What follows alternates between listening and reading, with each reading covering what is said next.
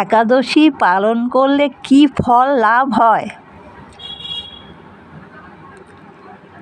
1 number, একটি একাদশী করলে সমস্ত দেবতা সন্তুষ্ট হন। 2 নাম্বার, একটি একাদশী করলে 1000 শিবরাত্রির ব্রত পালনের ফল লাভ হয়। 3 নাম্বার, একাদশী ব্রত পালনে জন্ম জন্মান্তরের পাপ নষ্ট হয়।